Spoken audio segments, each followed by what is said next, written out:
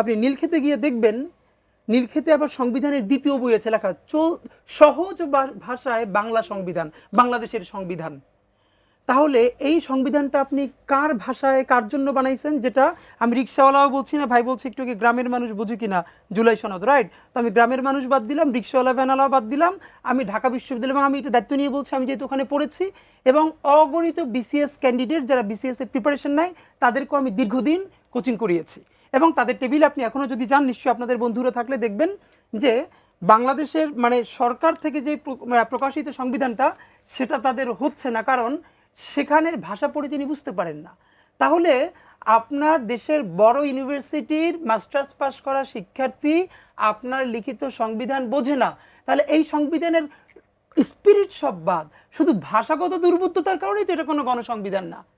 এটা 100 ডিবেট আছে, এটা কেন 72-এর সংবিধান না, সংবিধানটা গণসংবিধান না, জনগণের সংবিধান না, এর একাডেমিক বিতর্ক আছে। নাম্বার 1 আমি বললাম। তাহলে ভাই বললেন না যে জুলাই সনদ গ্রামের মানুষ বুঝে কিনা, তাহলে একই প্রশ্ন, আমাদের যে 72-এর সংবিধানের প্রতি ভীষণ ভালোবাসা, সেইটাকে গ্রামের মানুষ বোঝে কিনা, সেটার ছোট একটা প্রমাণ বললাম যে ঢাকা বিশ্ববিদ্যালয়ের শিক্ষার্থীরাই বোঝে না।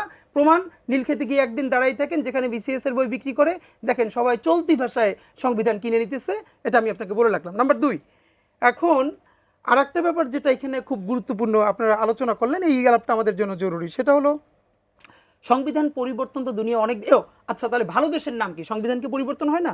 সংবিধান তো দূরের কথা, দেখেন ফ্রান্স তো আমাদের কাছে বড় রাষ্ট্র, তাই না? এবং যারা সভ্যতা এগিয়ে গেছে, ফ্রান্সে এখন 5th রিপাবলিক চলতেছে।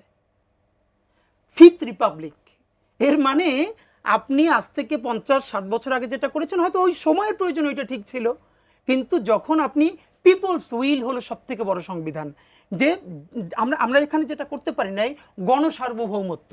আমরা এখানে বারবার রাষ্ট্রকে সার্বভৌম বলি, দেখেন আমরা যখনই আমরা না বুঝেই বলি যে রাষ্ট্র সার্বভৌম না, কোনোদিন রাষ্ট্র সার্বভৌম না, জনগণ সার্বভৌম। প্রমাণ, আপনি যখনই বলবেন রাষ্ট্র সার্বভৌম, এই রাষ্ট্র শব্দটার সাথে আপনার পুলিশ, আপনার আর্মি, আপনার আমলা, আপনার প্রতিষ্ঠান, এইগুলি এম্পাওয়ার্ড হয়।